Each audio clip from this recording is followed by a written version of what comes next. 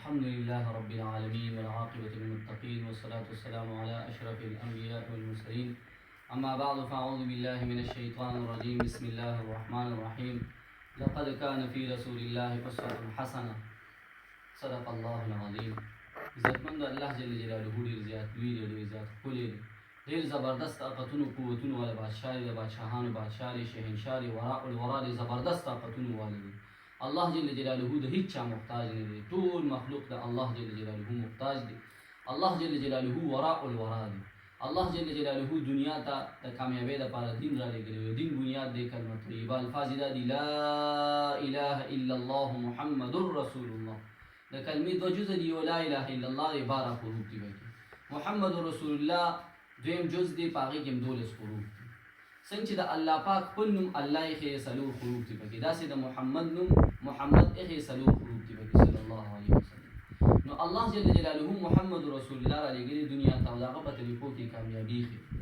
څوک هم چې د محمد رسول الله صلی الله علیه وسلم په طریقو باندې ژوند تېروي، الله جل جلاله په دنیا کې هم کامیابي ورکوي، آخرت کې هم کامیابي ورکوي. محمد رسول الله آخري پیغمبر دی. د الله نبی فرمایي انا خاتم النبیین لا نبی بعدی. زه آخري پیغمبر یم، زما نه پس به بل پیغمبر نه راځي. چا چې د پیغمبرۍ دعوا وکړه دا واجب القتل دی، چا چې د دلیل وغوښتو دا هم ورسره واجب القتل دی. نو د الله د نبی نه پس به بل نبی نه راځي. حدیث پاک کې راځي، ابو هريره رضی الله عنه فرمایي، مفهوم روایت داسې دی، وایي چې یو بنګلۍ او خلک یې تیار کړي او مکمل تیار شي، خو صرف د یوې خښتې ځای پکې خالي پاتې شي، او یو کس راشي او یوه خښته هم پکې ولګي، نو دا محل چې دا پوره شي. دقه مثال د رسول الله مبارک. رسول الله مبارک یو هر نبی راتلل سلسله جاری وه. آخره کې محمد رسول الله راغی صلی الله علیه وسلم، په هغه باندې سلسله بنده شوه. نو محمد رسول الله آخري پیغمبر دی. الله فرمایي لقد کان فی رسول الله اسوة حسنه. دا محمد رسول الله چې دی، نو دا ستاسو دپاره په د زندګۍ په تېرولو کې دا یوه نمونه ده. تاسو د محمد صلی الله علیه وسلم په طریقو باندې ژوند تېر کړئ، دنیا کې هم کامیاب شي او آخرت کې هم کامیاب شي. محمد رسول الله داسې یو بهترین مزاج والا انسان او داسې پاک دامن و چې د هغه بیبیانې فرمایي چې د هغه بول مبارک، یعنی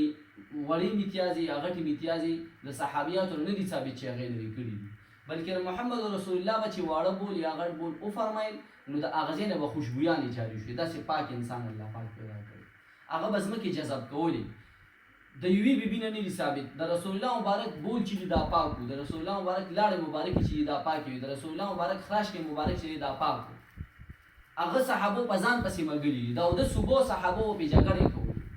داسې مبارکې اوبو چې د برکت لپاره به صحابو په خپلو لاسونو چا ته به چې ونه رسېږي، نو یو بل پسې به لاسونه وسنګلې مګل چې مونږ مبارک شو. ځکه مبارکه هستي وه، الله پاک را لېږلې وه دنیا ته. اوس د هغه په شان پیغمبر بل دنیا ته، یعنی بل پیغمبر دنیا ته راتلو والا شته نه. محمد رسول الله بهترین هستی و. الله پاک به د خپل شان مطابق په خپله باندې د قیامت پر ورځ باندې د محمد صلی الله علیه وسلم تعریف فرمایي. دومره لویه هستي الله پاک دنیا کې پیدا کړې. او پیغمبر اسلام وی یو پیره دا مشرکان ټول ناست دي، یو ونې لاندې ناست وو. وی محمد رسول الله راغی، یو سیب ته کېناست او په هغه باندې نور وی څرنګه داسې راتاو شوه، الله په قدرتونو سره وراغی په رسول الله مبارک باندې سور وکړه، ټول یې نور ته پرېښود.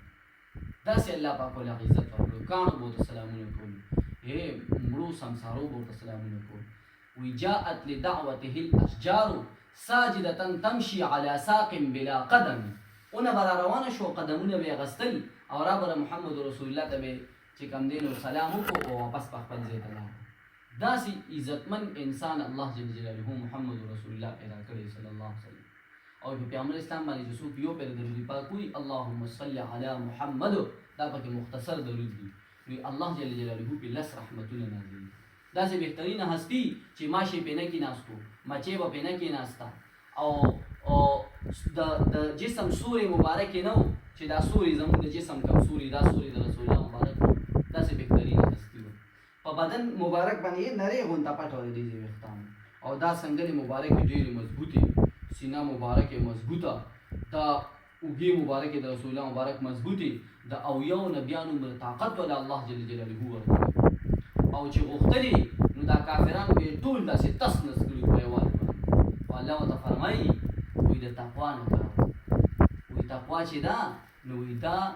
دا ستا دپاره ډېر بهترینه ده چې چې ته تقوا ان اکرمکم عند الله اتقاکم د ټولو نه بهترین انسان په مخ د ځمکه دا تقوادار خلک ان الله يحب المتقين یقین الله محبت کوي متقیانو سره پرهیزګارانو سره د ټولو نه متقی انسان دا چې کوم دی محمد رسول الله صلی الله علیه وسلم او د ټولو نه بزرګو او د ټولو نه لوی ولی الله او د ټولو نه پویا او د ټولو نه عقلمند انسان چې دی دا محمد رسول الله صلی الله علیه وسلم ځکه ورته الله فرمایي علی صراط مستقیم ته په نیغه لار باندې نو الله جل جلاله محمد رسول الله یو خستي دنیا ته رالېږلې ده چې د هغه په طرز طریقه باندې موږ تاسو ژوند تېر کړو نن موږ د محمد رسول الله طریقې د ژوند نه ویستي حدیث پاک کې راځي رسول الله مبارک فرمایي چې تاسو زما طریقې پرېږدئ تاسو به لاعلاجه بیمارو کې اخته شئ نن امت مسلمه ته وګوره په لاعلاجه بیمارو کې اخته دي ولې چې د هغې وجه دا ده چې موږ د محمد صلی الله علیه وسلم طریقې پرېښي دي چې موږ تاسو د محمد رسول الله صلی الله علیه وسلم طریقې په خپلو کورونو کې راولو په خپل جسم کې راولو په خپلو تلو او په ګرځېدو او په ناسته او په ولاړه کې او په خوراک کې د محمد رسول الله طریقې جاري وساري په دې باندې به الله جل جلاله هم له دنیا کې هم کامیابي راکړي او آخرت کې هم الله جل جلاله هم تاسو کامیاب او کامران